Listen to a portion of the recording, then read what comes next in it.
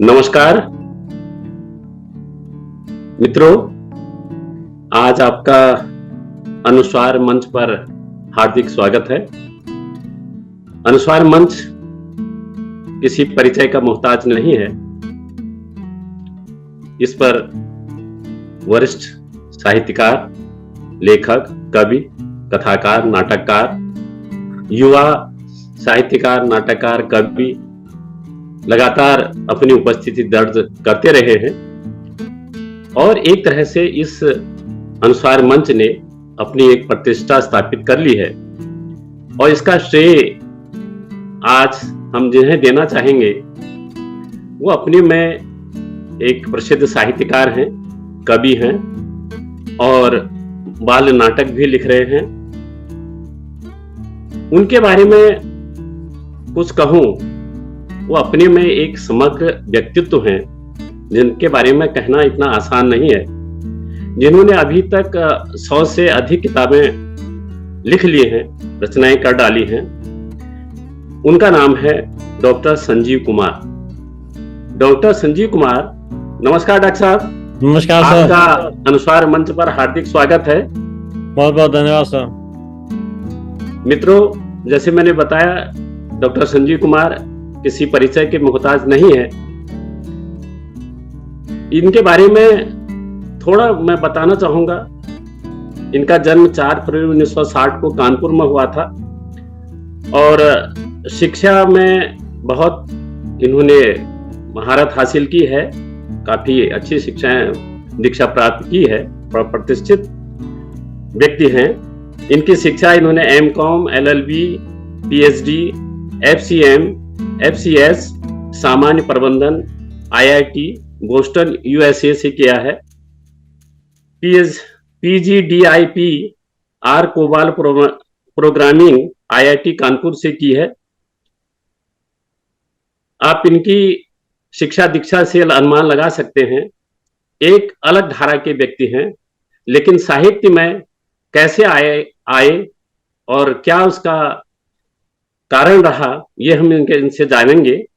लेकिन फिलहाल मैं बताना चाहूंगा, इन्होंने विभिन्न कंपनियों में लगभग 40 वर्ष तक काम किया है और अंततः बजाज ग्रुप में कार्यकारी निदेशक के पद से सेवानिवृत्त हुए हैं और फिलहाल बीपीए एडवाइजरी लिमिटेड के अध्यक्ष हैं और प्रबंध निदेशक भी हैं और बड़ी बात यह है, उच्चतम न्यायालय में अधिवक्ता भी हैं। आप समझ गए होंगे, एक दूसरी धारा का व्यक्ति हिंदी साहित्य में एक बड़ी मंजिल को तय कर रहा है। उस व्यक्ति के से बात करने में आप सबको आनंद आएगा और मुझे भी आनंद आएगा। इनकी जो महत्वपूर्ण कृतियां हैं, जैसा मैंने बताया कि 100 से अधिक पुस्तकें प्रकाशित हो चुकी हैं। उनका पूरा डिटेल 100 पुस्तकों का डिटेल बताना तो संभव नहीं है, फिर भी जो महत्वपूर्ण रचनाएं हैं उनको मैं उल्लेख जरूर करूंगा। प्रबंध काव्य है वासव दत्ता, उर्वशी, गुंजन, अंजिता, आकांक्षा, मेरे हिस्से की धूप, इंदुलेखा, ऋतुमयी, कोणार्क, तिष्यरक्षिता, माधवी, यक्ष कथा।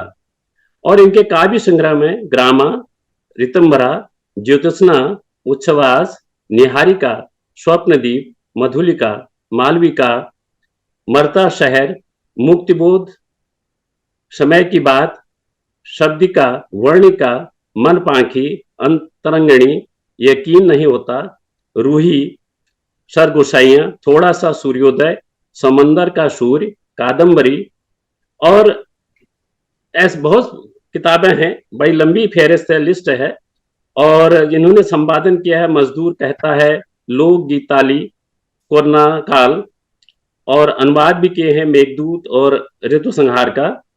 पुनर्संकलन दीवारों के पांव, अनुदामिनी, अनुरंजनी, वन मर्जिया, मधुपर्णा और इनके आलोचना ग्रंथ जो प्रमुख हैं, उद्भ्रांत, काव्य एवं शिल्प, और जो इनके द्वारा अनुदित की गई हैं, एस्पेसाइरेशन इंग्लिश में श्रीमती रंजनी छाबड़ा द्वारा किया गया है। घर घर चेते अंबुला महे राजस्थानी, नीरज दहिया ने इसका अनुवाद किया है। वासव दत्ता का डोगरी में अनुवाद हुआ है, श्री यशपाल निर्मल द्वारा किया गया है और वासव दत्ता का छत्तीसगढ़ी में भी अनुवाद हुआ है इसको किया है कुमारी ममता आहार द्वारा। और इसी तरह अंग्रेजी में भी इनकी किताबें हैं, जैस्मिन और कोट अनकोट। और इनके कृतित्व पर जो आलोचनात्मक ग्रंथ प्रकाशित हुए हैं, जैसे ये आलोचना ग्रंथ एक तरह से शोध प्रबंध नहीं है। डॉक्टर संजीव कुमार का काव्य विमर्श डॉक्टर राहुल ने तैयार किया। श्री विमर्श और डॉक्टर संजीव कुमार की रचना धर्मिता डॉक्टर सुचित्रा सिंह ने किया। समकालीन कविता में डॉक्टर संजीव कुमार का प्रदेय डॉक्टर विवेक शुक्ल। उर्वशी विमर्श दिनकर एवं डॉक्टर संजीव कुमार के संदर्भ में निशा तिवारी ने ये तैयार किया है। और सम्मानों की एक सूची देखें तो बड़ी लंबी फेहरिस्त है। सम्मान में साहित्य श्री सम्मान 2016, जीवन प्रकाश जोशी सम्मान 2017, साहित्य वैभव पुरस्कार 2018, हिंदी भाषा भूषण सम्मान 2018, विलासा सम्मान 2018, शुक्राज स्मृत सम्मान 2019, नए पाठक सम्मान 2019, विशिष्ट साहित्यकार सम्मान 2019, श्री नरेंद्र देव स्मृत सम्मान 2020। अब यदि मैं इनके बारे में और डिटेल बताऊं तो हमारा जो समय है, एक निश्चित समय है, वो ऐसे ही चला जाएगा। मैं चाहता हूं कि अब हम मूल मुद्दे पर आए, जिसके लिए हम आज आपसे डॉक्टर संजीव कुमार का परिचय करा रहे हैं। डॉक्टर साहब, आपके बारे में जानना और आपको समझना हर किसी के, हर पाठक के, हर जो यहाँ पर हमें देख रहा है, आपको सुनना चाहता है, आपके बारे में जानना चाहता है। मैं आपसे एक जानना चाहूंगा, बहुत सहज शब्दों में आप ये बताइए कि शिक्षा की दृष्टि से देखें तो आप बिल्कुल अलग परिवेश से आते हैं, और प्रोफेशनल तरीके से देखें तो बिल्कुल अलग परिवेश में आप काम करते हैं जी। और आपका जो साहित्यिक जो योगदान है वो बिल्कुल एक अलग धारा को तय करता है। मैं ये जानना चाहता हूँ कि आप थोड़ा सा अपने पृष्ठभूमि के बारे में बताइए कि आप किस पृष्ठभूमि से आए और कैसे ये तमाम चीजें आपको सम्मोहित करती गई हैं। धन्यवाद ऋषभ जी। ये प्रश्न समीचीन है। और पृष्ठभूमि का जहाँ तक सवाल है, मैं एक बहुत ही छोटी सी पृष्ठभूमि से आता हूँ। जी। गांव का हमारा साथ रहा है बचपन में।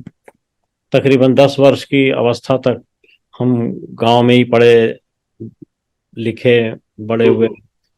वहाँ की हरियाली के बीच घूमते रहे, वहाँ के नहरों के बीच घूमते रहे, वहाँ के तालाबों और झीलों के बीच घूमते रहे, बाग बगीचों के बीच घूमते रहे। तो प्रकृति के साथ रहा वहाँ पर। एक तो वो साथ हमेशा के लिए जैसे हो गया, तो कहीं भी होता है प्रकृति साथ आ जाती है। और वैसे भी महाकाव्यों का एक गुण है कि प्रकृति का समीचीन वर्णन होना चाहिए। तो ये एक बैकग्राउंड रही। दूसरी गांव की बैकग्राउंड रही तो हमारी पहली किताब जो थी वो ग्रामा थी, जिसमें हमने वहाँ ग्रामीण परिवेश में लिखी गई कविताओं का संग्रह किया था, थीम बेस्ड थी। तीसरी जो इम्पोर्टेंट चीज ये है कि मेरी माँ को लिखने का शौक था, लेकिन उनका सीमित शौक था। लेकिन कविता की जो प्रतिभा है वो छोटा प्रणयन हो, यानी विरचन जो है छोटा हो या बड़ा हो, प्रतिभा तो प्रतिभा ही होती है। तो वो भी थोड़ी सी हमको माँ से मिल गई और थोड़ी सी मेरे मामा जी से मिल गई। वो भी गोविंद प्रसाद त्रिपाठी एक जाने माने कवि और दार्शनिक थे। तो इन दोनों लोगों की थोड़ी सी प्रेरणा मिली। उधर क्या हुआ कि मेरे पिताश्री जो है ना, उन्होंने एक समय ये डिसाइड किया कि वो प्राचीन भारतीय इतिहास में स्नातकोत्तर करेंगे। इंग्लिश में तो थे ही वो, लेकिन वो प्रमोशन वगैरह के एंगल से उन्होंने ये डिसाइड किया कि वो करेंगे। अब मेरे पास खुल गया खजाना। प्राक वैदिक काल से लेकर के और वर्तमान मध्यकाल तक जो है ना, जितनी किताबें वो लाते तो वो पढ़ते, बाद में हम पढ़ते पहले। दूसरी चीज क्या है कि वो एक इंटर कॉलेज में लेक्चर थे, वहीं का मैं पढ़ा था, कानपुर में ही। कानपुर में जी। भारतीय विद्यालय इंटर कॉलेज में वो लेक्चर थे। तो वहां हमको बेनिफिट क्या था कि जो लाइब्रेरी इंचार्ज थे उनको पिताजी ने कह दिया था कि भी इसको पढ़ने वढ़ने के लिए जो ले जाना चाहे किताब ले जा, दे जाएगा, कोई दिक्कत नहीं। हम्म हम हमारे सामने जब ये चीज कह दी गई तो हम तो अधिकार हो गया पूरी लाइब्रेरी पर। हम्म। तो हमने पढ़ाई लिखाई जो शुरू की तो सबसे पहले मैंने महादेवी वर्मा को पढ़ा, अच्छा। मुझे बड़ा अच्छा लगता था। हम्म महादेवी वर्मा को पढ़ा, फिर पंत को पढ़ा, निराला को पढ़ा, जयशंकर प्रसाद को पढ़ा, राम कुमार वर्मा को पढ़ा, नरेंद्र शर्मा को पढ़ा। हम्म। ये तो छायावाद की सारी जो विभूतियां हैं। विभूतियां हैं उनके से संपर्क किया, और ये प्रथम अध्ययन ऐसा हुआ कि वो आज भी हमारी भाषा में, चाहे हम साधारण भाषा में लिखें या कैसे भी लिखें, कहीं ना कहीं से छायावादी छाया उसके ऊपर जरूर दिखाई पड़ती है। ठीक फिर है। ये हुआ कि ये तो पढ़ लिया, लेकिन जब हम इनको पढ़ते थे तो उसमें वेद पुराण और उपनिषद पता नहीं क्या क्या ना चीजें रेफरेंस में आती थी। तो हमने कहा आखिरकार ये होता क्या है। हम्म तो ऋग्वेद से लेकर के शुरू किया हमने। ये बात अवश्य है कि उस उम्र में समझ में तो 10% भी नहीं आया, लेकिन कम से कम इतना जरूर हुआ कि नदी पार कर गए। लेकिन वो पढ़ा हुआ आज काम आ रहा है ना। हाँ, आज वो चीज समझ में आ जाती है। समझ में आ गया। अच्छा, ये तो ये था। तो मैंने चारों वेद पढ़े, 10-12 अच्छा। पुराण पढ़े, हम्म उपनिषद पढ़े 7-8। हम्म। आपको मैंने भी बताया कि उपनिषदों के चुनिंदा जो श्लोक हैं उनका मैं भावानुवाद कर रहा हूँ। बात कर रहे हैं। अच्छा, तो ये बताइए कि जब पूरा आपका जो बचपन है, काफी बचपन का बड़ा हिस्सा आपका गांव में बीता, और आज भी आप गांव से मुझे लगता है कि जुड़े हुए हैं, जी और जी, आपके गुरुजन कोई ऐसे मिलते हैं जो आपको देख के कहते हैं यार ये हमारे ही शिष्य हैं, उनको फक्र महसूस होता हो? बिल्कुल बिल्कुल कोई बिल्कुल संस्मरण इस तरह का है? बिल्कुल अनुभव बिल्कुल है कोई इस बिल्कुल। तरह का? ऐसा है कि देखिए, मैंने हमेशा एक चीज मानी, जो मेरे पिता ने मुझे संस्कार में दिया, कि बड़ों का सम्मान करना चाहिए। तो जब बड़ों का सम्मान करना चाहिए तो हमारे यहाँ गांव में परंपरा थी, हाँ। चरण स्पर्श करके तो या प्रणाम करके तब जो है आप उनसे बात करते हैं। तो हम ऐसे रहे कि हमको कोई कभी हिचक नहीं रही इस बात के ऊपर। हम्म और अगर हमें बाजार में सड़क के ऊपर भी हमारे गुरुजन मिल गए तो हमने हम्म उनका उनके वैसे सम्मान किया। तो हमारे जितने गुरुजन थे वो हम्म हमेशा हमको मान देते थे एवट से, और प्यार हम्म करते थे। हम्म और जब कभी मिल जाते तो घंटों बतियाते रहते थे। हम्म। तो अच्छा रहा, हमें गुरुओं का रहा सहयोग हमेशा। वैसे ही हमेशा बना रहे। अंतिम जो एकेडमिक एग्जामिनेशन हमने दिया वो पीएचडी का था। तो हम्म। पीएचडी में हमारे जो गुरु थे डॉक्टर एल एम पोराल, अच्छा। तो उन्होंने भी हमको पूरी छूट के साथ में काम करने का वो निर्देश दिया। और हम्म मैंने पीएचडी जो है ना बिना किसी परेशानी के, बिना किसी अड़चन के, बिना किसी अवरोध के हम्म। 1996 में उपाधि मुझे प्राप्त हुए। ये लिखने की तरफ रुझान आपका कब से बढ़ा? देखिए, लिखने का रुझान तो हमें क्या था, जब मम्मी भजन लिखती थी तो हम उसी हिसाब से कुछ और लिखते थे यानी बचपन से ही? बचपन से। तो 12-13 साल से हम लिखने लगे थे, कविता हम्म लिखते। और हमारे पड़ोस में एक जोशी जी रहते थे, भंवर लाल जोशी। हम्म तो हम उनको सुनाते, चाचा जी ये देखिए हमने लिखा है। वो हमको बहुत प्रेरित करते हैं, ये क्या सुंदर सा लिखा है, और लिख के लाओ, रोज एक दिखाया करो लिख के हमको। कोई रचना आपको याद है क्या हाँ उस जरूर, अभी सुनाता हूँ। हाँ। तो हमारी पहली रचना 1975 में प्रकाशित हो गई। अच्छा। और 1975 में जो प्रकाशित हुई रचना, उसके कुछ बोल सुनाऊंगा। हम्म प्राण तेरे प्राण की मैं एक इच्छा हूँ, हम्म प्राण तेरे प्राण की मैं एक इच्छा हूँ, द्वार पर तेरे खड़ी हूँ मैं प्रतीक्षा हूँ। तो ये हमारा भाषा थी। हम्म। शून्य जी। है पथ, स्नेह लथपथ, देखती रथ में, प्राण तेरे प्राण का प्रण लेखती अथ में, हाँ। रूप का उपमान हूं मैं सबल बख्शा हूँ, हम्म। द्वार पर तेरे खड़ी हूं मैं प्रतीक्षा हूँ। ये हमारी पहली प्रकाशित कविता थी 1975 में। बहुत खूब। और इसी के साथ दूसरी कविता जो हाँ। उन दिनों प्रकाशित हुई सरिता में, वो थी मेरे जीवन का मधुर काल बन गया मुझे अली महाभार। तो हाँ हाँ। ये सरिता में प्रकाशित हुई। तो यहाँ से हमारी प्रकाशित जो रचनाएं हैं, रचनाओं के प्रकाशन का उनका सिलसिला। सिलसिला शुरू हो गया, और मैं ऐसा, वो शुरू हो गया। जी सर, सोचता हूँ ये कि जब प्रकाशन शुरू हो जाए तब से साहित्यिक यात्रा टिकट के साथ मानी जानी चाहिए। डॉक्टर साहब एक चीज मैं थोड़ा सा आपको दूसरी तरफ ले जाऊंगा। जी जी। अमूमन एक धारणा बनी हुई है हमारे बीच कि जब कवि कविता लिखना शुरू करता है या कोई भी रचना शुरू करता है, लेखन शुरू करता है, तो उसकी जो शुरुआत है वो प्रेम कविताओं से होती है, प्रेम से होती है। कहीं ना कहीं प्रेम कविताएं ही लिखता है। ये लगातार ये सब हम सुनते आ रहे हैं। क्या ऐसा आपने भी देखिए किया था, प्रयास किया था? देखिए, वियोगी होगा पहला कवि, आस से उपजा होगा गान, निकल कर आंखों से चुपचाप बही होगी कविता अनजान। तो कविता अंदाज भावनाओं, चलिए। कविता आप लिख नहीं सकते हैं, आप हाँ बना के नहीं लिख सकते, हाँ गद्य लिख सकते हैं, कविता नहीं लिख सकते हैं। हाँ कविता हाँ तो जब आत्मा के से उपज के आएगी, भाव ऐसे उद्वेलित होंगे तभी लिख सकेंगे। और भाव कब उद्वेलित होते हैं? तीन परिस्थितियों में हम्म, मैं समझता हूँ कि भावों का उद्वेलन होता है। सबसे पहले तो श्रृंगार, क्योंकि उसमें क्या होता है, दिल का हाँ चोट हाँ लगता है। दूसरा, जब आप बहुत बड़ी मुसीबत में पड़े हों और ये लगे कि सब कुछ खत्म हो रहा है। हाँ तीसरा, जब आपके पास अभाव इतने हों कि भाव लेना मुश्किल हो जाए। तो इस तरीके की कठिन परिस्थितियों में ही कविता का कविता उदय हो। उदय होता है, और तभी आदमी आगे लिख पाता है।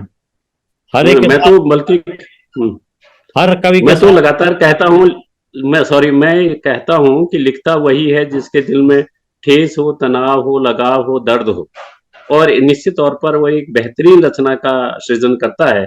जी तो सर। आप जरा विस्तार से बताइए, आप किस रूप में लेते हैं इन तमाम चीजों को जो आपको नहीं, उद्वेलित करती हैं आज? ये सच है। हम्म लेकिन ऐसा होता है कि सबसे कठिन जो लड़ाई होती है हम्म वो मेरे हिसाब से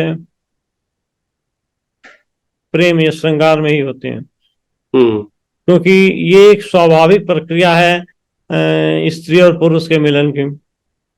तो एक हाँ, दूसरे के प्रति आकर्षित भी होते हैं, एक दूसरे को के प्रति वांछना भी होती है, और हम्म वहीं पर अभाव पैदा होने लगता है। तो जब हम्म अभाव पैदा होता है तो उसको लिखने का मन करता है। हम्म, नहीं तो वो मुझे ठीक नींद है। ना आए, मुझे चैन ना आए, ये स्थिति हो जाती है ना। हम्म। तो उसमें क्या करेगा? हाँ, तो आप प्रेम को किस रूप में लेंगे, कि प्रेम एक को किस रूप में एक परिभाषित मिनट, करेंगे एक आप? मिनट, ये मैं देखूंगा, मेरे को किताब मिल जाए तो आपको मैं बताता हूँ। जी जी जी।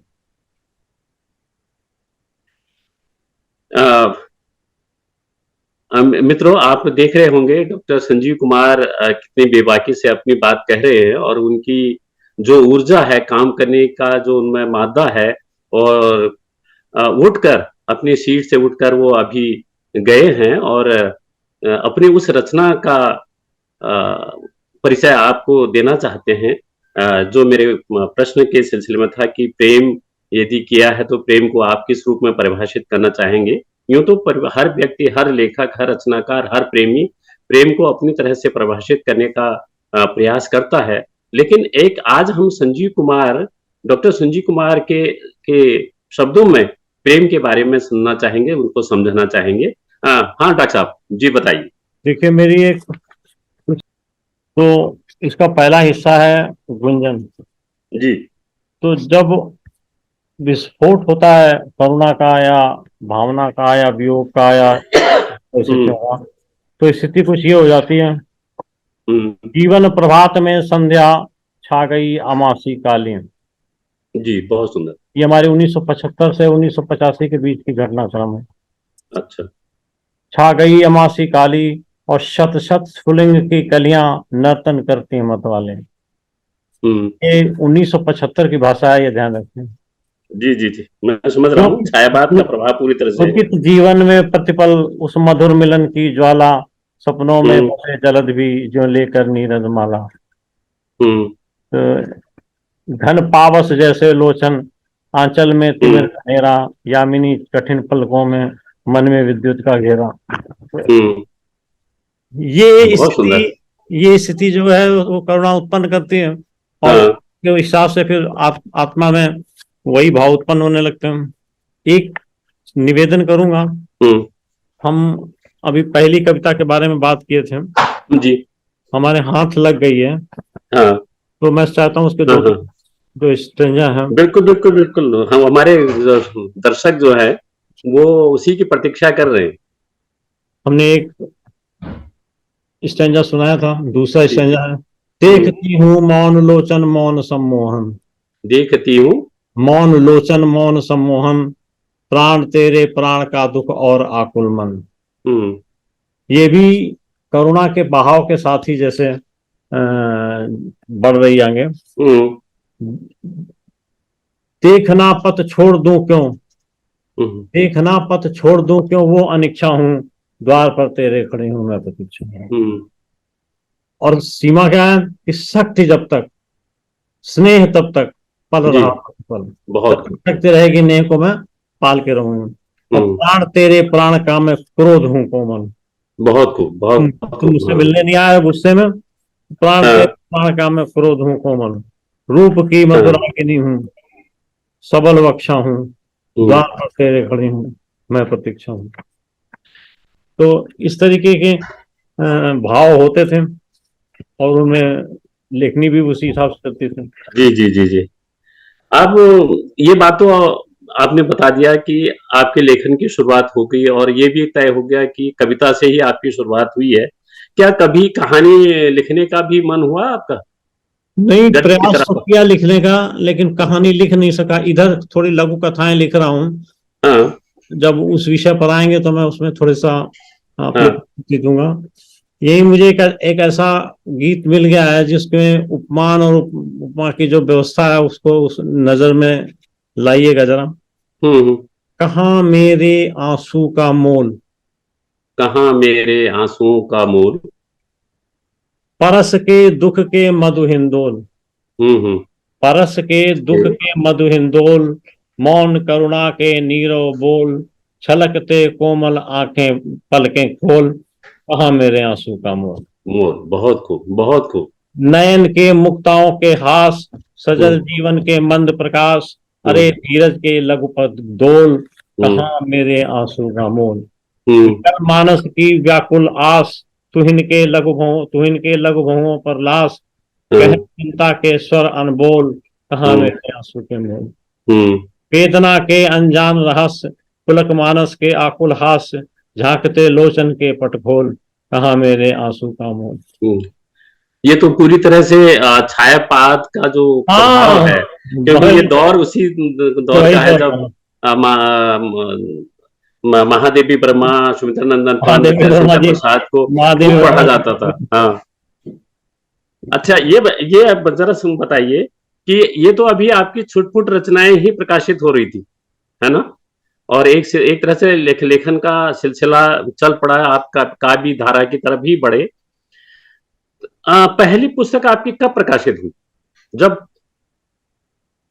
पहली पुस्तक हमारी प्रकाशित हुई गुंजन, गुंजन, अच्छा। और गुंजन का प्रकाशन हमारे समय 1998 या 99 में हुआ। अच्छा, बहुत बाद में हुआ। हाँ, ये सब लिख लिख के इकट्ठा किए थे। और हम्म। हमारे साथ एक हादसा भी था।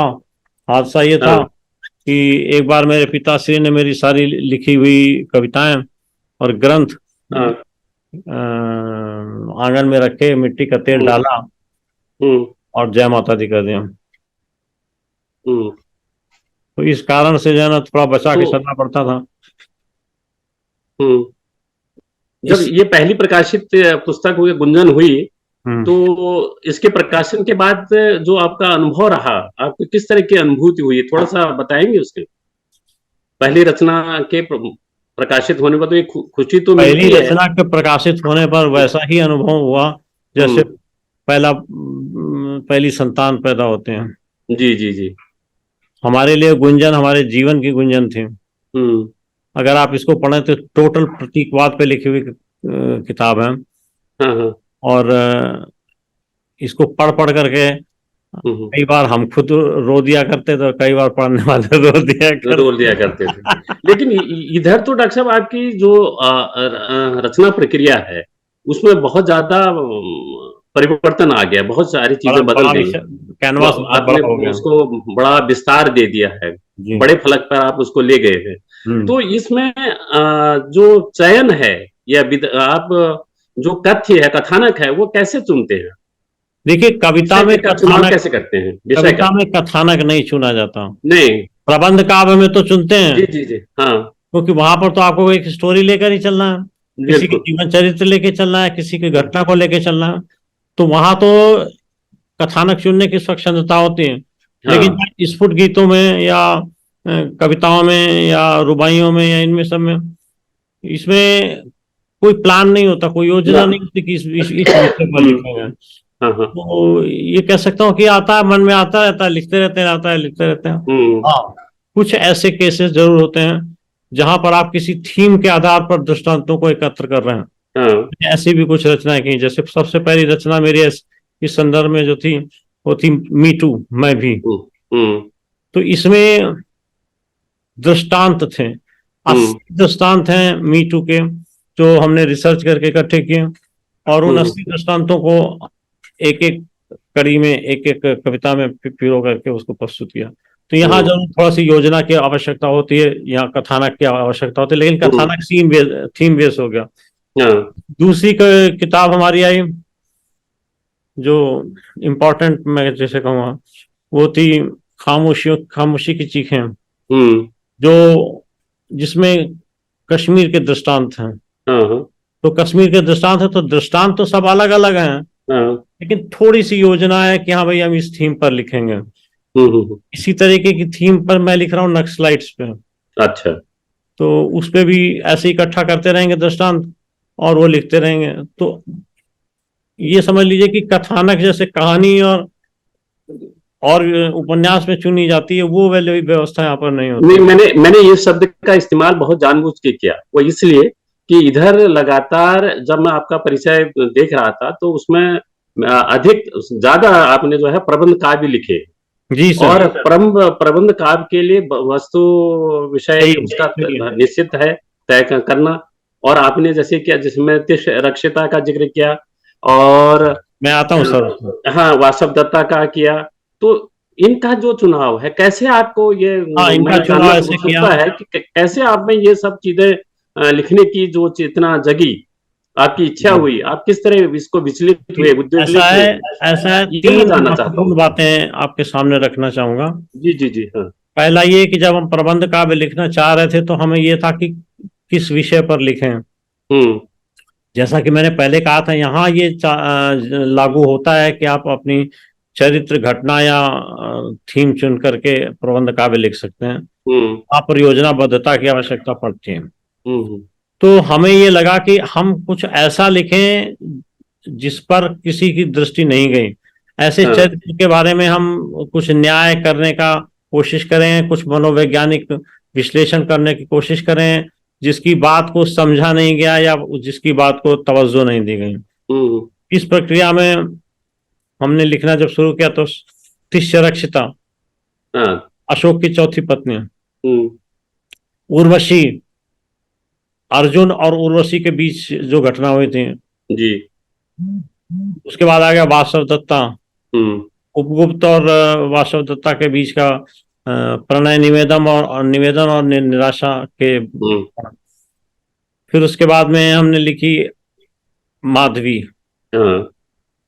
ये सेंसिटिव कहानियां हैं माधवी की, जो हमने लिखी प्रबंध काव्य की जगह मैं उसे महाकाव्य कहता हूँ। 300 पेज की किताब आज की डेट में कौन लिखता है।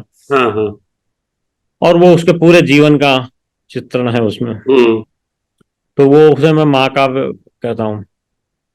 फिर हमने लिखा अश्मा, अहिल्या पर। तो अहिल्या पर भी ऐसी रहा। फिर हमने एक कहानी उठाई, हम कोणार्क जा चुके थे और कोणार्क पे जगदीश चंद्र माथुर का जो नाटक है, एकांकी नाटक, वो भी पढ़ा था हमने। तो हमारी कुछ ऐसी ही जिज्ञासा थी।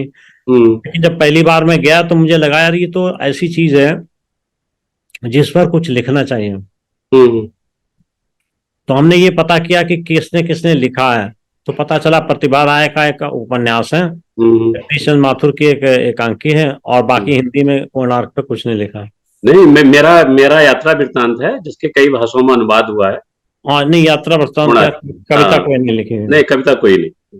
तो हमने कहा जब इस पे लिखते हैं, तो फिर अध्ययन शुरू किया और एक एक करके चीजें इकट्ठे की कि भाई उसकी शिल्प की दृष्टि से उसका क्या क्या बना था, जो हम्म। महाराणा था उसकी क्या भावनाएं क्या थी, उसकी बैकग्राउंड क्या थी।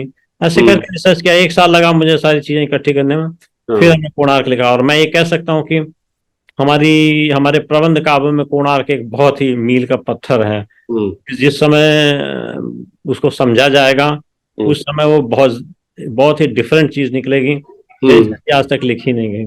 थोड़ा सा अपनी दृष्टि से जरा स्पष्ट कीजिए इसके बारे में, ये दृष्टि स्पष्ट उत्सुकता है। हाँ। कोणार्क के बारे में ही अगर मैं थोड़ा विस्तार से बताऊं, जी जी। तो महत्वपूर्ण बात ये होगी जानने की कि हमने उसके लेआउट से लेकर के, हम्म। उसके नक्शे से लेकर के, उसकी वास्तु से लेकर के, उसके निर्माण से लेकर के, उसके शिल्प से हम्म। लेकर के, शिल्प के बीच की व्यवस्था को लेकर के, उसकी हम्म। भावना को देकर के लेकर के, और मैथुन मूर्तियां क्यों बनाई गई, किस हम्म। भावना में बनाई गई, क्या उसका वो था, कहाँ से उन्होंने सीखा। तो हम्म। काम शास्त्र के से रिलेटेड बातें भी लेकर के सब कुछ उसके अंदर लिखा। और हम्म। लिखने की जो भाषा, लिखने की जो शैली है वो संवाद शैली है। हाँ। हमने महाराणा विष्णु जो मुख्य शिल्पी थे, उनके हाँ। साथ बातचीत करते हुए लिखी है। अच्छा। उनके साथ बातचीत करते हुए लिखी है। हम्म। तो एक अलग ही चीज है। आपको मैंने पीडीएफ भेजी थी, हाँ, मैंने पढ़ा है, उस पर लिखा भी था मैंने, उस आपने लिखा भी है, वेरी पर वेल। लिखा भी था उस पर। हाँ। तो वो एक अलग ही दृष्टिकोण से लिखी गई है। तो इसलिए मैंने, इससे मुझे उत्सुकता है उद्देश्य मेरी कि आपकी उसका दृष्टिकोण आपका क्या रहा उसको लेकर। का उद्देश्य या हम्म। दृष्टिकोण ये था कि सूक्ष्माति सूक्ष्म बातों को बाहर लाया जा सके, और जिससे ये पता चल सके कि किस मनस्थिति में महाराणा ने जो है ना इस शिल्प का निर्माण किया। हाँ, एक तरह से मनस्थिति। सृजन है वो।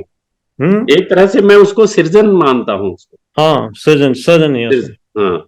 तो हमने ये देखा कि राम राम जो महाराणा शिल्पी था, विशु था, हम्म। वो एक लड़की से प्रेम करता था, जी। और उस लड़की से शादी हो गई। शादी के दूसरे तीसरे दिन ही वो वहां से भाग आया। हाँ। लड़की पीछे छूट गई। हम्म। तो लड़की तो अकेले जिंदगी जीती रही। हम्म।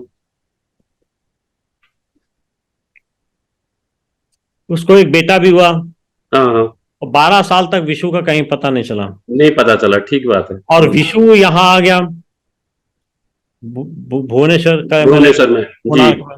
हम्म। नरसिंह बर्मन साहब जो है ना एक मंदिर बनाने की सोच रहे थे, हम्म। कि वो स्थान ऐसा था जहाँ श्री कृष्ण के पुत्र सामने तपस्या की थी कोढ़ हो जाने हम्म। पर। जी। तो उसी जगह वो बनाना चाहते थे।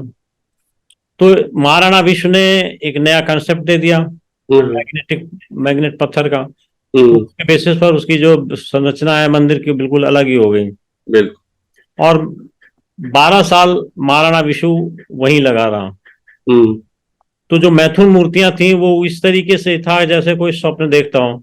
हम्म।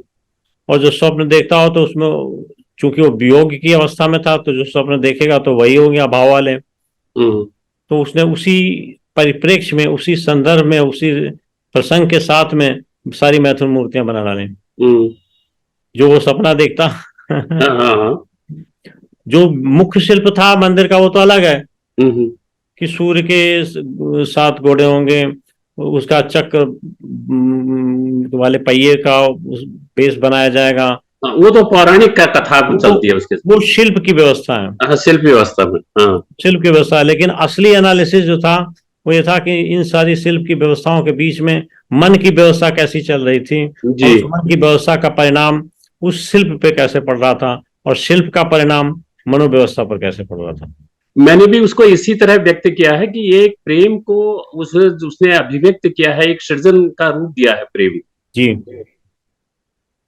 वो जो उसका विश्व का अधूरा प्रेम था, वो जी। उसने उसको पूर्णता देने के लिए इस मंदिर का निर्माण किया बिल्कुल ठीक था। बात है, बिल्कुल ठीक। और जब उसने उसके ऊपर गुंबद में वो स्थापित करने की कोशिश की थी, वो टूट गया था। एक तरह से मैं मानता हूँ कि उसका प्यार वहां पर, उसका प्रेम जो था वो खंडित हो गया खंडित हो गया। था। जी। लेकिन उसको बचाने के लिए हम्म। उसका बेटा ही आता है, जी जी जी, बिल्कुल, हाँ। और वो उस बेटे में वही गुण होते हैं जो अभिमन्यु में गुण होते हैं अर्जुन के हम्म। का। वहां चक्रव्यूह था, यहाँ महाशिल्प था।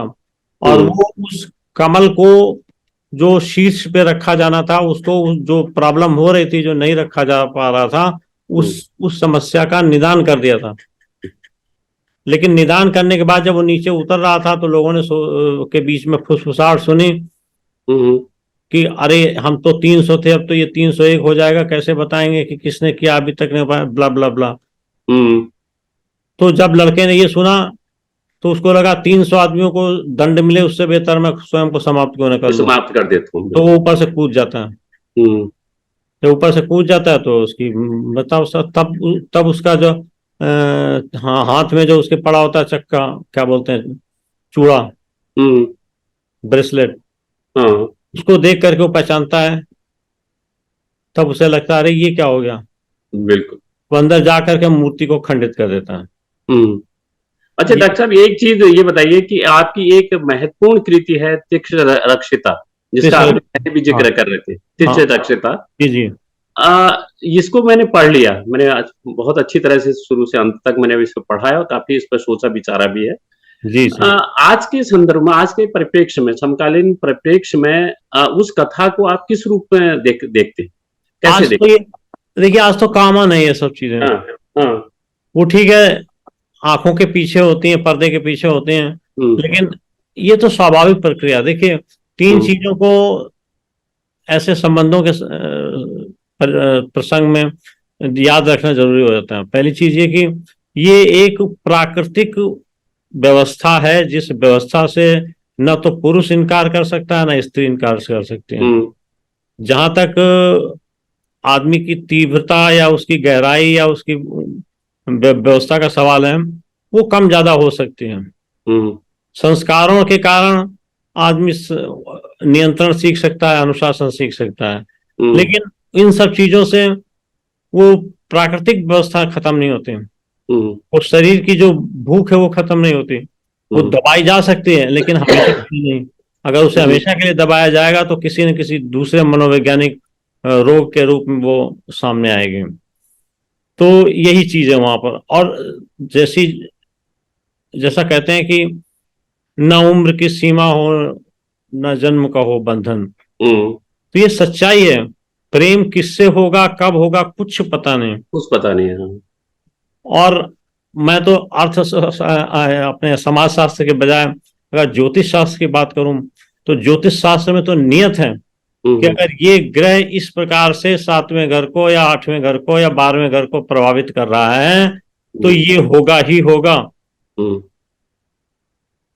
उदाहरण के तौर ये- पर सबसे विकट व्यवस्था हो सकती है जिसमें हम्म। किसी स्त्री के अपने पितामह स्तर के किसी व्यक्ति के साथ संबंध हो जाए। हाँ। होते हैं। हाँ, बिल्कुल।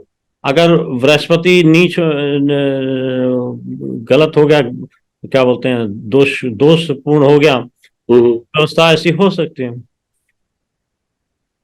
हम्म। अच्छा, ये एक चीज बताइए कि मैं उस इस काल। कंप्लीट कर दूं। हाँ, जी जी तो जी मेरा जी। कहने का मतलब ये हुआ कि ये जो व्यवस्था है, इस व्यवस्था को नकारा नहीं जा सकता। और हम्म। ये जो उपलब्ध सामग्री होगी उसी सामग्री से ही तो खाना बनेगा। ठीक बात है। तो तिष्य रक्षिता को कुछ और दिख ही नहीं रहा था, महल से बाहर वो जा नहीं पा रही थी, उसे तो कुणाल ही हम्म। कुणाल दिख रहा था सर। हम्म। तो वही उसने किया। शूर्पणखा ने क्या किया, वही उसने किया। हम्म। ठीक है। मेरी जानने की उत्सुकता यह है कि जो आज नारी स्वातंत्र की अवधारणा को लेकर हम यहाँ चल रहे हैं और आंदोलन भी इस पे चले, और उस कालखंड को आप देखिए जिस कालखंड में ये तीक्ष्ण रक्षिता का उदय होता है, जी तो जी इसको आप जी। नारी स्वातंत्र की अवधारणा से जोड़ सकते हैं इसको? बिल्कुल जोड़ सकते हैं। ना। नारी अपनी बात को कहने के लिए तो खड़ी हुई, हम्म। नहीं तो उसको तो गाय बोला जाता था, गाय। गाय, ठीक है। तो हमारी जो ऐसी चरित्र हैं प्रबंध काव्यों के, चाहे आप अहिल्या को ले लें, चाहे आप भानुमति को ले लें, चाहे आप तिष्ठरक्षिता को ले लें, चाहे उर्वशी को ले लें, हमने हर जगह स्त्री की आवाज बुलंद की है और उसकी आवाज को सार्थक बताया। हम्म और क्यों सार्थक है ये भी बताया। हम्म। लेकिन आज के संदर्भ में किस रूप में देख रहे हैं इसको? आज के संदर्भ में तो क्या ये जो आंदोलन चल रहे हैं, क्या ये प्रासंगिक हैं, रिलीवेंट है, नहीं, जब इस देखिए, तरह की आंदोलन अवधारणा? आंदोलन भी सब प्रासंगिक हैं। स्त्रियों अच्छा, की स्वतंत्रता को थोड़ा और बढ़ना चाहिए। पढ़ना चाहिए। लेकिन समस्या सिर्फ इस बात की है कि हम्म इनका सार्थक उपयोग नहीं हो रहा, इन आंदोलनों का या इस स्त्री स्वतंत्रता का, जिस पर हम्म विचार करने की आवश्यकता है। और विचार करने के साथ साथ उसको नियमानुकूल चलाने की आवश्यकता है। सिर्फ हम्म कपड़े कपड़े छोटे करके या सिर्फ अपने घूमने फिरने की व्यवस्था को स्वतंत्रता मान करके स्त्री स्वतंत्रता को आगे बढ़ाया नहीं जाना चाहिए। इसमें हम्म आवश्यकता इस बात की है कि स्त्री गंभीरता के साथ अपने अपने स्थिति को प्राप्त करें और अपने अधिकारों के प्रति सजग रहे और आगे बढ़ने के लिए जो रास्ता उसको मिले उसको बड़ी प्रॉपर एनालिसिस और विश्लेषण के साथ अपने जीवन का निर्धारण करें। हम्म व्यक्ति को स्वतंत्र होना चाहिए, इसमें कोई दो राय नहीं।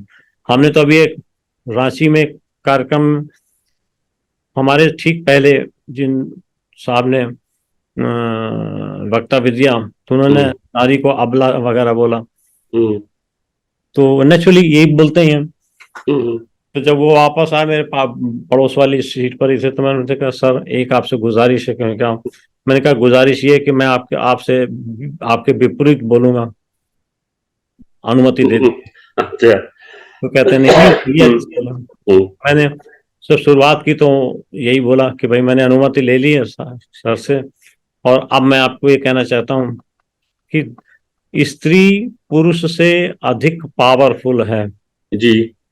इसकी इसके पूरे पूरे दृष्टांत, पूरे पूरे एविडेंसेस अवेलेबल हैं। क्लिनिकल एविडेंसेस, सोशल एविडेंसेस और कस्टमरी एविडेंसेस सब जी मौजूद। जी, बिल्कुल बिल्कुल। तो सहमत। हमने बताया ये जरूर है कि जब आक्रांताओं के से गिर गया देश, तो लोगों ने ये देखा कि वो औरतों को उठा ले जाते हैं हाँ। और उनके साथ दुर्व्यवहार करते हैं। तो हम्म औरतों को जाना वो घूंघट की आड़ में रखना शुरू कर दिया गया। बाल लेकिन एक सीमा तक तो उन्होंने भी फाइट की है। महिलाओं ने अपने को फाइट की, सुरक्षित रखने की फाइट की, पूरी हाँ, फाइट की है। बिल्कुल फाइट किया। उसको उसकी जितनी प्रशंसा की जाए, वो अप्रिशिएट कम, किया जाए, वो कम होगा। बिल्कुल ठीक कर रहे हैं। हाँ। तो लेकिन ये सारी व्यवस्था वहीं से गड्ढम गड्ढ होनी चली गई। हम्म लेकिन अब समय आ गया है, महिलाएं आगे बढ़ रही हैं, पढ़ रही हैं, हर काम में आगे निकल रही हैं, तो निकलेंगी। तो मैंने यही कहा कि सिंहासन खाली करो कि महिलाएं आती हैं। आती है, हाँ, हाँ, हाँ। तो लोकतांत्रिक व्यवस्था में इसको आप किस रूप में देखेंगे?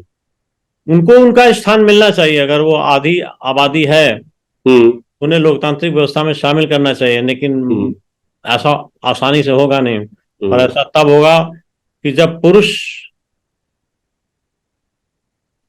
आप देखेंगे कि शासन व्यवस्था में या राजनीति में या कहीं पुरुषों का हिस्सा जब घटने लगेगा 50 के नीचे, तब हम्म पुरुषों को समझ में आएगा कि ये क्या हुआ। चूंकि आप अधिवक्ता भी हैं सुप्रीम कोर्ट के, मैं इसलिए ये ज्यादा प्रासंगिक सवाल बन जाता है कि 50% जब महिलाएं हैं और 50% पुरुष हैं, क्या हाँ। 50% पुरुषों को, मैं 50% महिलाओं के लिए कानून बनाने का, उनके अधिकारों को रोकने का कोई नहीं, इस तरह का बनता है? नहीं, अगर ईमानदारी से कहा जाए तो नहीं, ईमानदारी तो से कहा जाए तो नहीं। कोई उम्मीद दिखती है दूर दूर तक? बदलेगा सर। हर बदलेगा। हर युग के प्रतिमान टूटे हैं और बदले हैं। मैं हम्म आपसे 1 मिनट की छूट चाहता हूँ। जी जी, जरूर। मित्रों, संजीव कुमार जी अधिवक्ता भी हैं और साहित्य के प्रेमी भी हैं। साहित्य संसार, बहुत विस्तृत साहित्य संसार उनका है, और उस पर हम बातचीत कर रहे हैं। और संजीव कुमार गंभीरता से एक अपने दायित्व का निर्वहन जिस रूप में एक व्यक्ति करता है, एक अधिकारी व्यक्ति करता है, उस तरह अपनी बात को रख रहे हैं और हमें समझाने का प्रयास कर रहे हैं। अभी हम महिलाओं को सशक्तिकरण की दिशा में किस तरह बढ़ रहे हैं, क्या हम इस दिशा में संतुष्ट हैं, और महिलाओं को उनके अधिकार, उनको बराबरी का हक मिलने की तरफ जो कदम बढ़े हैं, क्या आप उससे संतुष्ट हैं या इससे ज्यादा उस पर उस तरफ हमें बढ़ना होगा? इस पर बातचीत कर रहे हैं और आगे भी बातचीत हम करेंगे। चूंकि एक अच्छा मौका है जब हम संजीव कुमार जी को एक अधिवक्ता के रूप में भी सुन रहे हैं, उनके विचारों को, जो संवैधानिक जो स्थिति है उसको भी हम जानने की कोशिश करेंगे।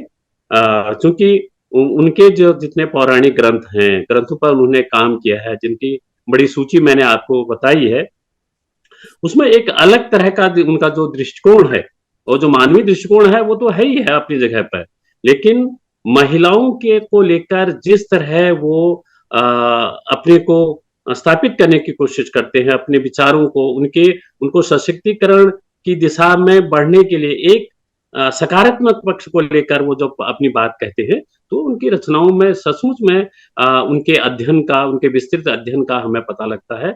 और मैं आपको दिखाना चाहूँ तिक्ष रक्षिता, ये हिंदी में 2-3 छोट-छोट रचनाएं इस पर मिलती है, और इस दिशा पर हिंदी में बहुत कम काम हुआ है, लेकिन पाली साहित्य में इसमें भरपूर इस पर काम हुआ है। तिक्ष रक्षिता के चरित्र को लेकर उस पर लोक कथाएं भी हैं और कहानियां भी हैं, इस तरह की सारी चीजें उसमें साहित्य उपलब्ध है। और इस किताब को लिखने में ही उन्होंने बहुत मेहनत की है। उनकी मैं जब तक वो अपनी सीट पर उपस्थित नहीं होते, मैं आपका इसका एक अंश सुना देता हूं। ये भाव 5 है। इसमें ये कहते हैं, और एक दिन रंगशाला में आयोजित था नाट्य संगीत, और एक दिन रंगशाला में प्रायोजित था नाट्य संगीत, जुड़े थे कितने ही नर्तक वृंद, जुड़े थे कितने ही नर्तक वृंद, कुणाल स्वयं बने थे नाटक के एक पात्र। देश हित में न्यौछावर थे पात्र के प्राण, और था संवेदी सब और नाटक भी और नाट्य अभिनय भी। बहुत खूबसूरत तरीके से उन्होंने इसमें अपने भावों की अभिव्यक्ति की है। सचमुच में डॉक्टर संजीव कुमार बधाई के पात्र हैं। वो अपनी सीट पर आ चुके हैं। मैं उनसे फिर आगे बात करता हूं। डॉक्टर साहब, महिलाओं की जो स्थिति को लेकर, चूंकि आप एक अधिवक्ता भी हैं और उस दिशा में आपकी रचनाओं में भी महिलाओं को लेकर एक सकारात्मक दृष्टिकोण आपका हमें दिखता है, तो थोड़ा सा ये बताइए कि इस किस दिशा पर अभी हम प्रयास करने की जरूरत? देखिए, हमने हर कृति में कोई विशिष्ट बिंदु या प्रश्न उठाया है। एग्जाम्पल या उदाहरण के तौर पर तिक्ष रक्षिता से ही चलते हैं। तिक्ष रक्षिता में हमने सुना, ये बताया है कि क्या किसी अधिक वय के व्यक्ति को किसी युवा स्त्री से शादी करने के बाद निश्चिंत हो जाना चाहिए, उसकी आवश्यकताओं को भूल जाना चाहिए, और फिर अगर उन्हीं कारण से उसी के वशीभूत होकर के मानवीय दुर्गुणों के कारण अगर कोई गलत कदम उठाता है, तो उसके लिए जिम्मेदार क्या पूर्णतया वही है या उस स्थिति में पहुंचाने वाला व्यक्ति भी? दूसरी है मेरे हिस्से की धूप। मेरे हिस्से की धूप ये कहती है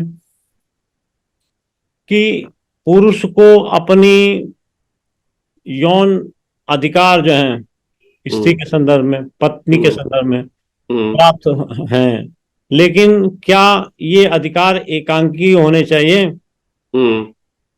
क्या ये जरूरी है कि पति के हाँ कहने पर स्त्री को हाँ कहना ही चाहिए?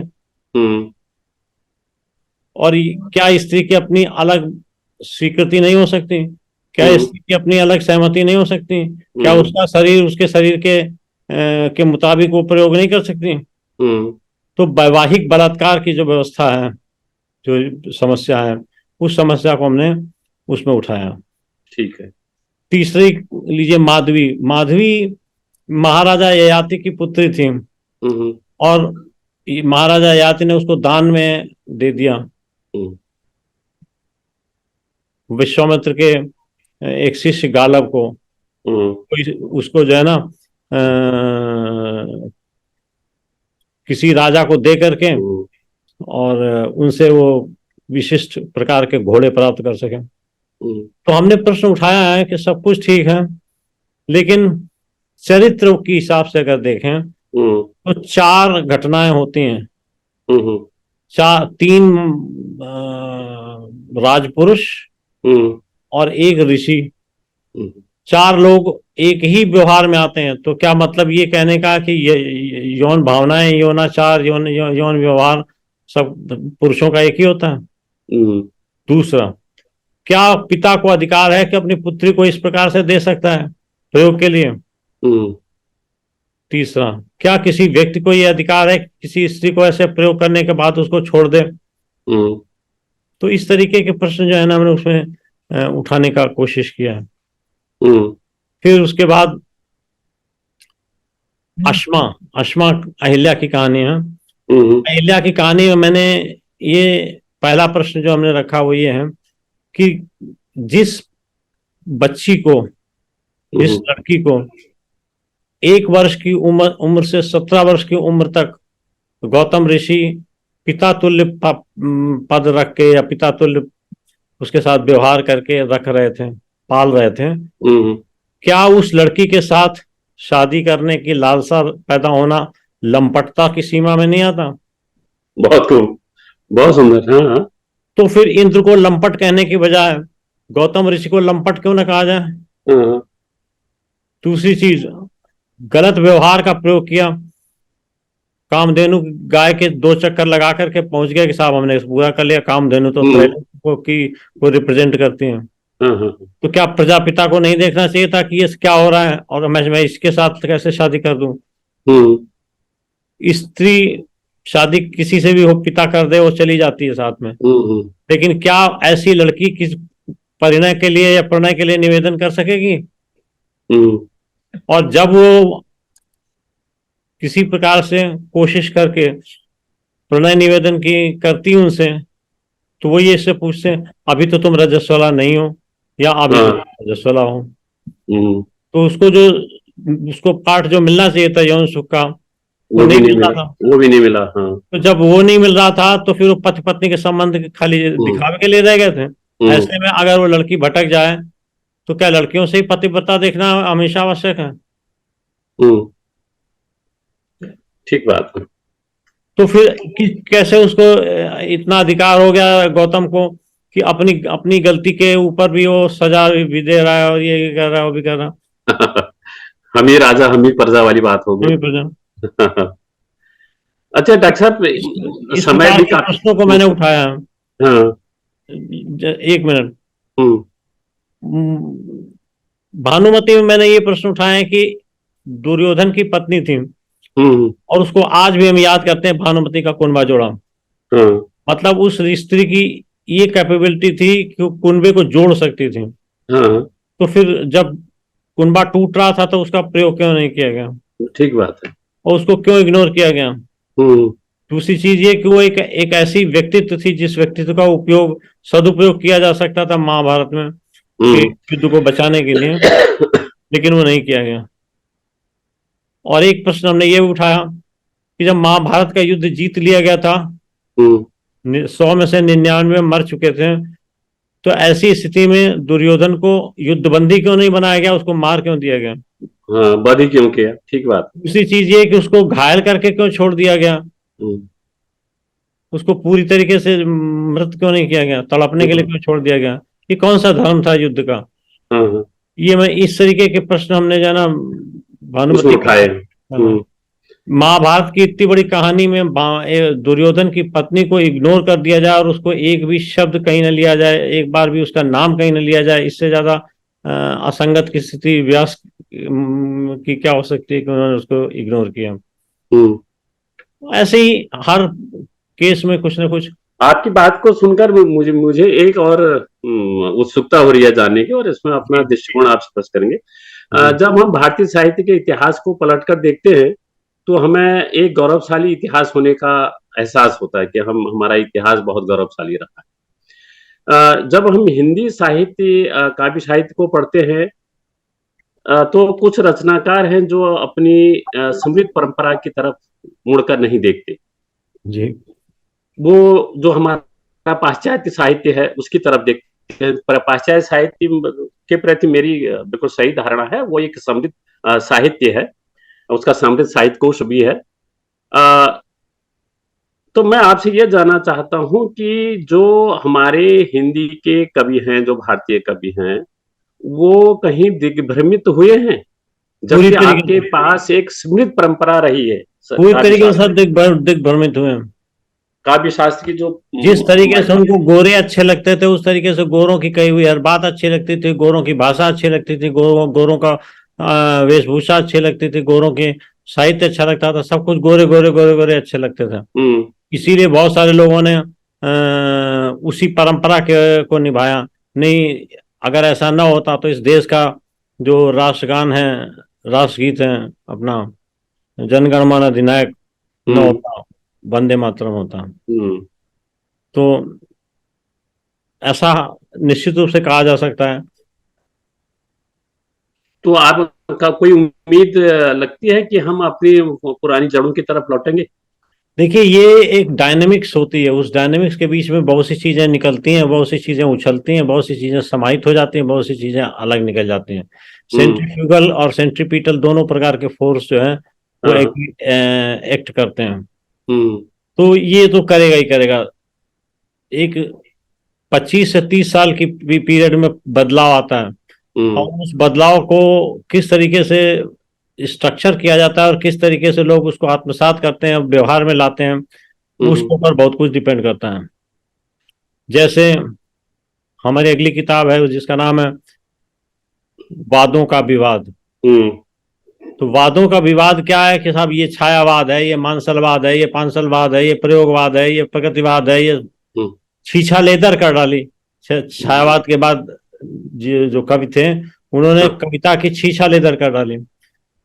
हमने अभी अभी बहुत जल्दी, मतलब बहुत थोड़े दिन हुए, एक कार्यक्रम में ये चीज कही कि सिर्फ कविता में दम है कि वो देश को और समाज को बदल सकते हैं। गद्य में कोई क्षमता नहीं है। कविता में हर चीज लिखी जा सकती है, लेकिन हर गद्य को लिखने के लिए अलग अलग शैली, भाषा, परंपरा और सोच चाहिए। तो इसलिए कविता को जीवित रखना जरूरी है, और कविता को जीवित रखना जरूरी है तो रसात्मकम वाक्यम काव्यम। नहीं, ये एक अलग चर्चा का विषय बनता है, पूरी चर्चा का विषय बनता है। लेकिन मैं इतना मैं जरूर कहूँ कि हर विधा का अपना एक महत्व है, अपना एक। मैं हर चीज के सूत्र छोड़ रहा हूँ उनके ऊपर आगे चर्चा की जा सके। तो मेरा ये कहना ये है कि जहां तक अन्य विधाओं का सवाल है, मैं उनको इग्नोर नहीं करता, लेकिन कविता की क्षमता की बात जब हम करते हैं तो हम ये जरूर कहते हैं कि हर विधा कविता में समाहित हो जाती है, लेकिन कविता किसी हर विधा में समाहित हो जाए या किसी भी विधा में समाहित हो जाए, ऐसा संभव नहीं होता। लेकिन कविता के बारे में इधर एक चिंता भी तो प्रकट हुई है, जिस मात्रा संख्या में कविताएं लिखी जा रही हैं, क्या उनमें कवित्व मौजूद है? नहीं, वो मैंने कहा है उस चीज को। रसात्मकम वाक्यम रसात्मकम वाक्यम काव्यम होना चाहिए। अगर रस नहीं है, अगर काव्यत्व नहीं है उसके अंदर, अगर गेयता नहीं है उसके अंदर, तो वो कविता नहीं है। उसे गद्य कहिए, उसे कविता कह करके उसको बर्बाद मत कीजिए उसको। तो इसके ऊपर करना पड़ेगा। हमने इसी सिलसिले में छायावाद से लेकर के अब तक के जो सारे प्रतिमान हैं, उन प्रतिमानों को मिक्स करके एक नई धारा के बारे में बातचीत शुरू की। बातचीत हमने क्या शुरू की, शुरू तो गद्य के सिलसिले में हो रही थी, लेकिन मैंने उसको पद्य के सिलसिले में विशेष रूप से अपेक्षित पाया। दैट इज उदारवाद। कि आप छंद में लिखो, तुक में लिखो, लिखो, बिना छंद के लिखो, सब कुछ मंजूर, लेकिन कविता तो उसमें मौजूद होना चाहिए। गद्य को कविता नहीं मान सकते। कविता गद्य में लिख सकते हैं, लेकिन गद्य को कविता नहीं मान सकते हैं। तो इस पर हमने ऑलरेडी एक थोड़ा सा आंदोलित सा करने का प्रयास किया है, और चर्चा करते रहेंगे इसके ऊपर, विशेष चर्चा। इतना मैं आपकी जानकारी में बता दूं, रूसी भाषा में गद्य कविताएं भी लिखी गई हैं, जिसका प्रयोग मंगलेश डबराल ने भी किया था। जी। मुझे जहां तक याद है, रूसी गद्य कविताएं तो मैंने पढ़ी है। मंगलेश डबराल ने भी लिखने का प्रयास किया था, उन्होंने भी कुछ कविताएं लिखी थी, गद्य कविताएं। गद्य कविताएं जब लिखी जाती हैं तो गद्य कविताओं की में जो गद्य की शैली होती है वो भी काव्यमय होती है। काव्यमय होती है, बिल्कुल बिल्कुल। वही उसका ना, जो उसमें उसका जो होना भाषा और चाहिए। हाँ। शब्दों का प्रवाह होता है वो कविता में होता है। हम्म। गद्य होता है वो गद्य ही लिखते हैं, लेकिन जी। गद्य के साथ साथ उसके अंदर जो श्रृंगार होता है शब्दों का वो काव्यत्व को पैदा कर देता है। हाँ। अच्छा, अब आपने जैसे बताया कि 1998 में पहली पुस्तक आपकी प्रकाशित हुई, और आज 2022 है। 2022 तक 100 से अधिक किताबें आप प्रकाशित आपकी हो चुकी हैं, और निश्चित तौर पर बहुत बड़ा काम आपने किया है, और आगे भी आपकी बड़ी योजनाएं हैं, और बीच बीच में आप बता रहे थे। लेकिन लेकिन दो दो किताबें जिन पर मैंने देखा कि वो उन पर आप काम कर रहे हैं, वो है अग्नि परीक्षा और लंकेश्वर।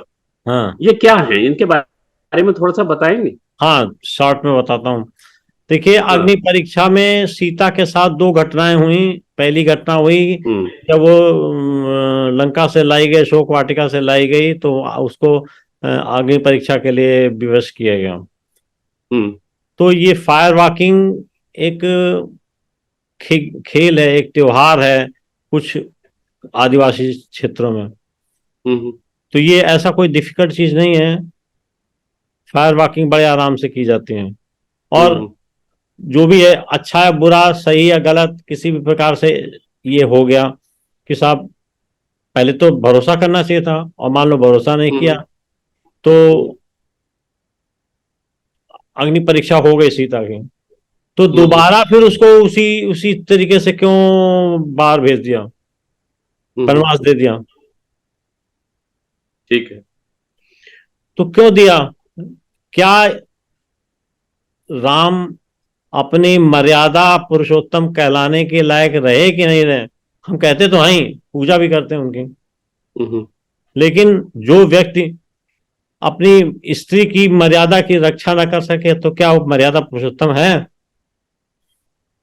क्या एक व्यक्ति के लिए, चाहे वो राजा हो चाहे कुछ भी हो, राजधर्म हो या कोई धर्म हो, क्या उसके लिए ये उचित था कि वो 12 साल तक अपनी पत्नी को बाहर भेज दे जो गर्भवती हो, और वो 12 साल तक उनकी चिंता न करे, ये भी चिंता न हम्म। करे कि उसको बेटा हुआ कि बेटी हुई, जिंदा है कि मर गई, जबकि हम्म। उसके पास एक राजा के नाते जासूस भी थे।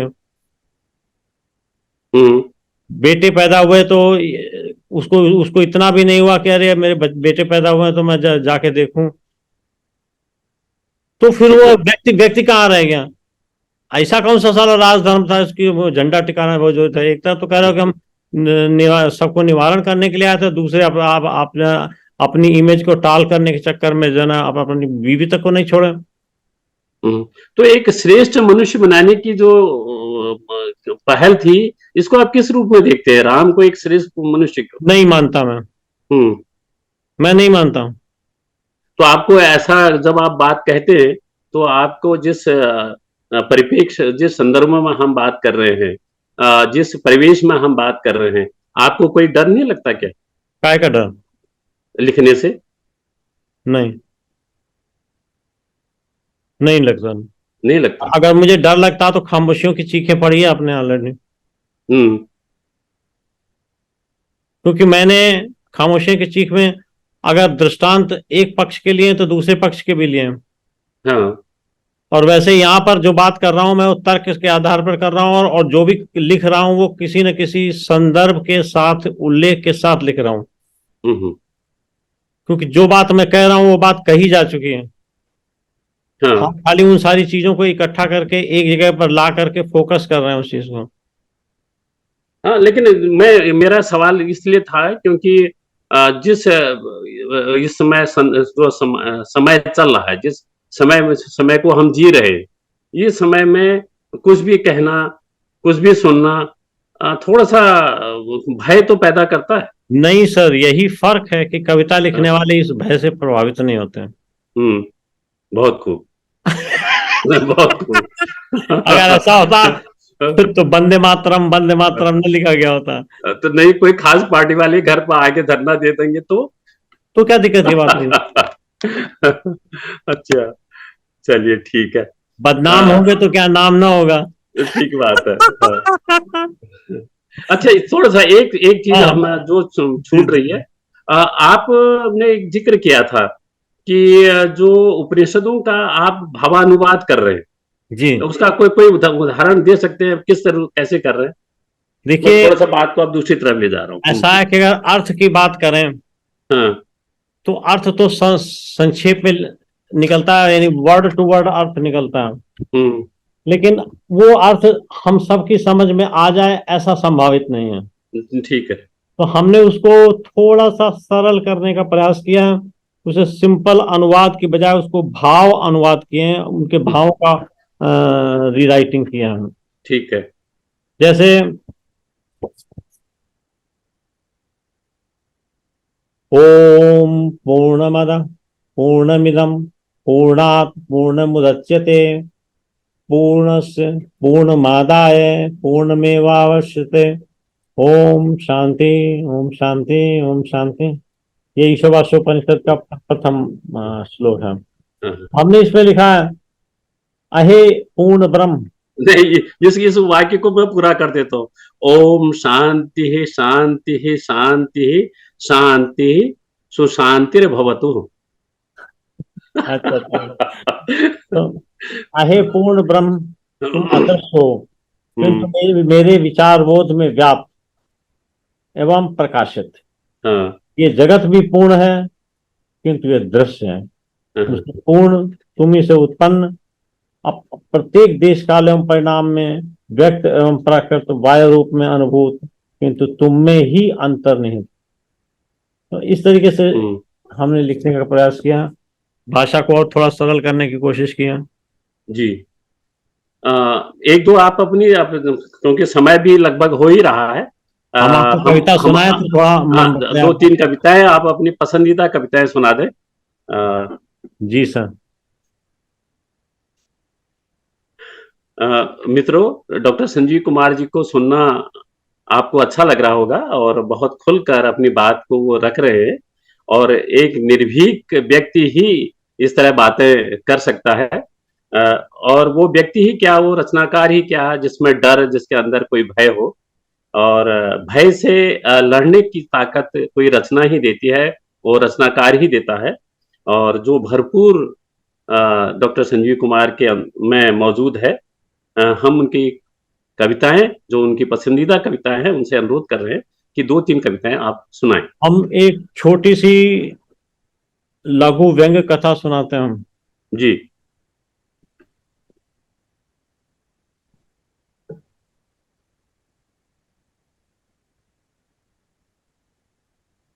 हमने एक पात्र जनरेट किया है जो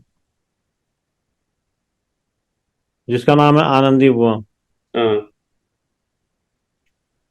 इसका जो पहला अंक था उसमें हमने, छोटा सा है, मैं पढ़ के सुनाता हूँ। जी जी। और आनंदी बुआ आ गई, और आनंदी बुआ आ गई। हम सब ने उनके पांव छूकर आशीर्वाद लिया।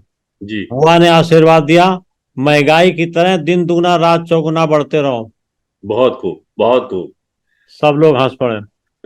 बुआ डांटते हुए बोली, क्यों सर, सब सही आशीर्वाद दिया है, इतनी महंगाई बढ़ाने के लिए 56 इंच का सीना चाहिए, तो वही आशीर्वाद दिया ना। बहुत खूब, बहुत खूब। सब बोले, हाँ। सही है बुआ जी, 56 इंच का सीना बड़े बड़े काम कर रहा है। हम्म। बुआ ने इग्नोर किया। कमलू हाँ। की तरफ देख के बोली, क्यों कमलू, तेरी पढ़ाई कैसी चल रही है? हाँ। कमलू सकपकाते हुए बोला, बहुत बढ़िया, एकदम मस्त बुआ। बुआ बोली, पता है, बढ़िया तो है अपनी अर्थव्यवस्था की तरह, जिसकी हम्म। असलियत कोई नहीं जानता पर झंडे चारों तरफ फैलाए जा रहे हैं। और मस्त है सरकार की तरह, कि क्या चल रहा है सरकार को खुद ही नहीं मालूम, खुशी बट रही नारों में। बहुत खूब। कमलू चुप रहा, पूर्व प्रधानमंत्री की तरह, और मुस्कुराया जैसे अच्छे दिन आने वाले हों। हाँ। राम भरोसे विस्मित होकर बोला, दीदिया ये क्या पहेली बुझा रही हो, सीधे सीधे बताओ, नहीं तो अपनी समझ से बाहर है। राम भरोसे तू रहेगा हमेशा कितने बुद्धू का बुद्धू। अरे हम्म। महंगाई पिछले कुछ सालों में कितनी तेजी से बढ़ी है और रुपए की कीमत घटी है, कोई भी चीज ले लो, पेट्रोल डीजल गैस, सबके दाम बेहिसाब बढ़े हैं। दालों के दाम भी बढ़ गए हैं, सब्जियों के दाम भी बढ़ गए हैं। कौन सी चीज के दाम कम हुए हैं? कच्चे तेल के दाम गिरने पर भी पेट्रोल डीजल के दाम कम नहीं हुए। हम्म।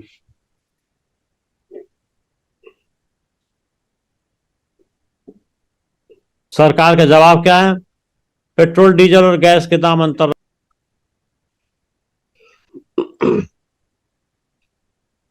अरे हाँ, अभी तो पहले वाली पूरी नहीं हुई थी। तो और डॉलर के मूल्य मूल्य बढ़ने के कारण रुपए की कीमत गिरी है। बाकी सब कुछ तो नियंत्रण में है। हम्म। इसमें गलत क्या है? दीदिया राम भरोसे हिम्मत जुटा के बोला। दीदिया ने डपट कर बोला, मूड मगज, तुझे कुछ पता है अर्थव्यवस्था चरमरा रही है? मालती ने बोला, इनको बाजार जाने के मौका हो, फुर्सत हो, तब तो इनको पता चले। पहले जितने पैसे में 1 किलो सब्जी आती तो उतने में पाव भर आती हूँ। बुआ खुश हो गई, जैसे उनका किसी ने बिना शर्त समर्थन कर दिया हो। बहुत खूब। ममता ने टोका, अरे और वो अर्थव्यवस्था वाली बात हुआ? वाह हम्म। वाह, छोरी तो तेज हो गई, लेकिन अच्छा सवाल है, थोड़ा उसके बारे में बताते हैं। हम्म। तो कुछ सोचते बोले, देश का विकास घरेलू उत्पाद की बढ़ोतरी की दर से आंका जाता है। और हाथ गौरा के बोल रही, भारत ने विकास की दर निरंतर घट रही है। मूडी का कहना है कि इस साल विकास की दर 5.4% हो रहेगी। तो ममता बोली, इससे क्या होगा? इससे महंगाई बढ़ेगी, रोजगार घटेंगे, और क्या होगा? पर सरकार तो कह रही है सबका विकास हो रहा है। आनंदी बुआ उठ के खड़ी हो, बोली, पता नहीं बेटा, मुझे तो जुमला ही लगता है। बहुत खूब, बहुत खूब, बहुत। तो हर सोपान की अलग अलग कहानी होती है, हम्म। वही थोड़ी सी लिखी है। याद आए सभी बीते दिन, हम्म। याद आई वो सारी खुशी, याद आई गमों की घड़ी, आईना हो गई जिंदगी। देखिए। वाह। हाँ वो बचपन के दिन, वो खिलौनों के दिन, खेल के दांव सब याद आते हैं अब, खिलखिलाती है मन में खुशी, आईना हो गई जी, जिंदगी। जिंदगी। बहुत खूब, बहुत खूब। दोस्ती यारियां, खुशियां दुश्वारियां, हम्म। मिलना और टूटना, हम्म। मिलना और छूटना, जुड़ना और टूटना, याद आती है हर वो घड़ी, आईना हो ना हो गई गई जिंदगी। जिंदगी। बहुत सुंदर। हाँ वो ख्वाबों के दिन, वो किताबों के दिन, मीठी परियों के दिन, कॉलेज दिन, मीठी परियों हाँ। के दिन, हम्म। मत भरे पल अछिन, कैसा कैसा सफर वो हंसी, आईना हो हो गई गई जिंदगी। जिंदगी। प्यार का सिलसिला, साथ कोई मिला, दुनिया भी बस गई, एक कसक सी रही, पर मिला ना वो कारण कभी, आईना ना बन हो गई गई जिंदगी। जिंदगी। बहुत चलो, सुंदर, बहुत सुंदर। कभी किसी से पूछ लो शादी के बाद, तो कहेगा ठीक है। तो कुछ कमी महसूस होती है, लेकिन क्या कमी है, क्यों कमी है, ये नहीं महसूस होती। बिल्कुल। तो कारवां चल पड़ा, सब जहां चल पड़ा, मैं भी चलता रहा, सब निकलता रहा, रुक गई फिर भी क्यों बंदगी, बहुत आईना सुंदर। हो गई जिंदगी। जिंदगी। और उसके बाद जिम्मेदारी कैसी होती है? हम्म। कि दिल में सबकी खुशी, अपनी नहीं, दिल में दिल में सबकी सबकी खुशी। खुशी, वो तसल्ली भली, झूठे सब मायरे, अध खुले दायरे, कोई दिल से न पूछा कभी, हम सबके लिए करते रहे एटीएम बन के, हाँ। तो कोई दिल से न पूछा कभी, आईना हो गई जिंदगी। अब रू पहले पटल पर हुए हैं अटल, कुछ सुहाने से पल, कुछ रूहानी गजल, गीतों में ढल गई बेबसी, आईना हो गई जिंदगी। बहुत खूब, बहुत खूबसूरत कविता आपने सुनाई। एक कविता और सुनाता हूँ आपको, जी जी जी। फिर आगे बढ़ते हैं। हम्म, रोटी कपड़ा और मकान के बाद एक चौथी जरूरत भी होती है जिंदगी में। हम्म, बताइए क्या होते हैं? बताइए, हम आपकी जबान से सुनना चाहते हैं। वो होता है प्यार। हम्म, तो प्यार अगर मर जाएगा, प्यार अगर मर जाएगा, फिर क्या यहाँ रह जाएगा। प्यासी धरती और सिसकता आसमां रह जाएगा, प्यार अगर मर जाएगा। बहुत सुंदर। कौन तब बातें करेगा, हाँ, कौन यूं छेड़ेगा तब, कौन समझाएगा दिल को, तन्हा होगा दिल ये जब, कौन समझाएगा दिल को। बहुत सुंदर। रूठना और मान जाना बेसबब रह जाएगा, हम्म, प्यार अगर मर जाएगा। धड़कनों के राग सहसा शांत से हो जाएंगे, होठ सहमे से जुदा मुस्कान से हो जाएंगे, होठ सहमे से। लोग घबराएंगे, सूना आशियां रह जाएगा, प्यार अगर मर अच्छा, जाएगा। बहुत।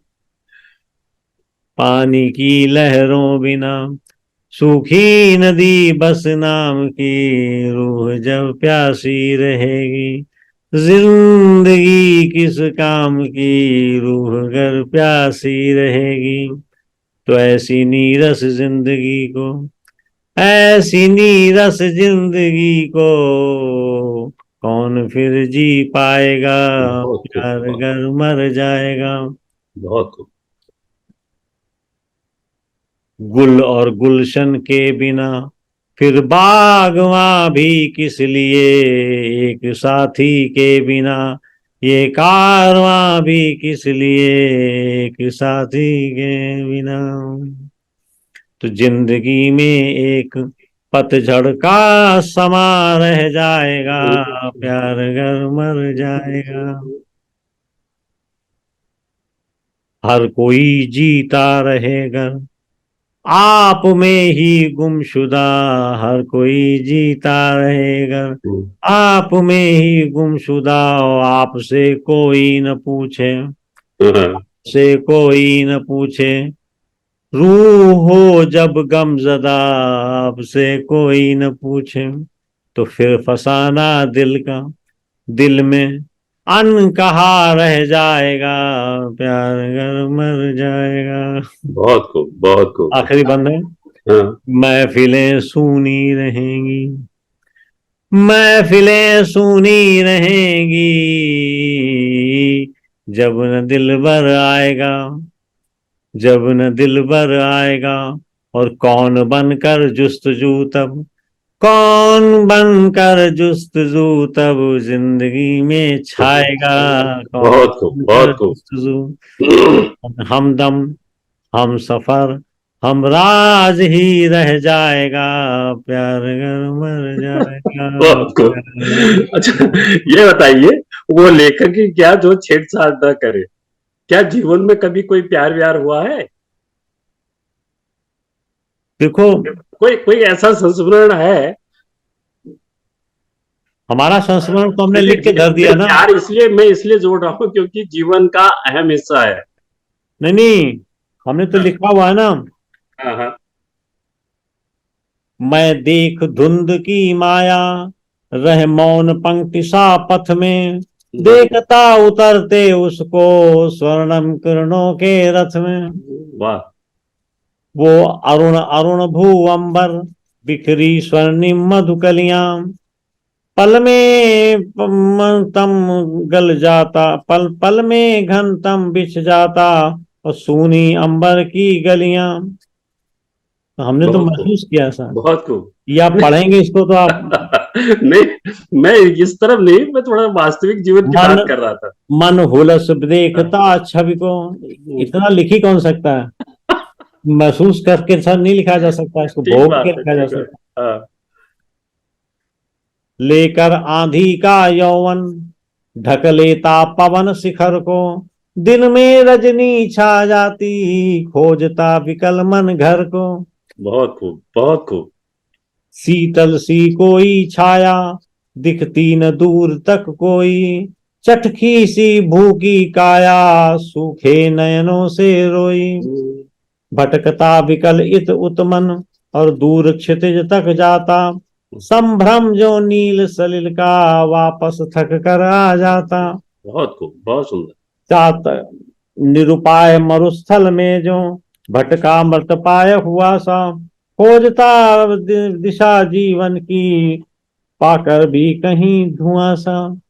तो ये हालतें थी। और तब हम्म, क्या होता है कि वो क्यों आए किरणों से घन ऋतु में जो मुस्काते, बिछ गया जलद नयनों में वो किरण नहीं दिख पाते। हम्म, बस गई ज्योतिषी बनकर वो रूप ज्वाल चिर नूतन, हाँ, पावस में मुखर तरित की लेकर फिरते श्यामल घन। ये हम्म, पेज नंबर 1 है। जी, और स्टेज नंबर 2 के 2-3 सुनाता हूँ इस जी, स्टैंजा खाली। हाँ। अदरवाइज तो बहुत मतलब।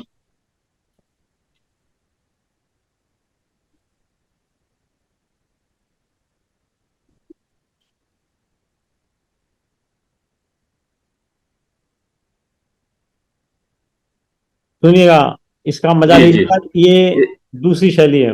इरशाद।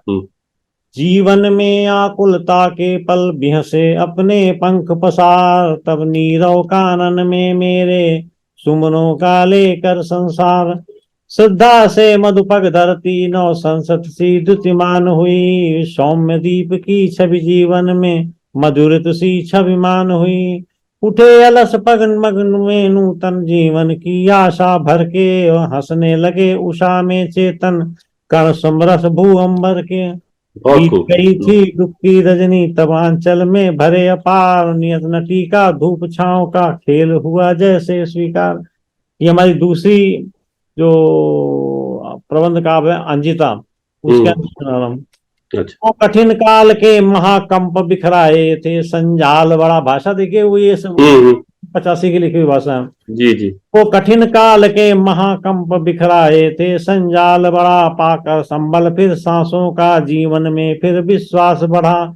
सौरभ प्रवाल के अधरों से उष्मा भर सूखे अधरों में, राका कर दी फिर तिमिर निशा जीवन के सूने प्रहरों में। सुन, ठीक है। बहुत सुंदर, बहुत सुंदर। हाँ, खुश हो गया, मन खुश हो गया, आनंद आ गया।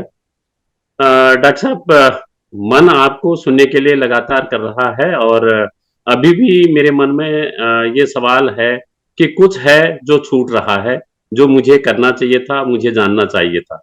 तो तो फिर मिल लेंगे। चूंकि, हाँ, चूंकि समय काफी हो गया है, हाँ तो वही और कहा ना, फिर मिल लेंगे। जब आप प्रश्न अपने तैयार कर लीजिएगा तो एक जी, बार जी, जी, जरूर, जरूर, पार्ट जरूर। 2 कर लेंगे।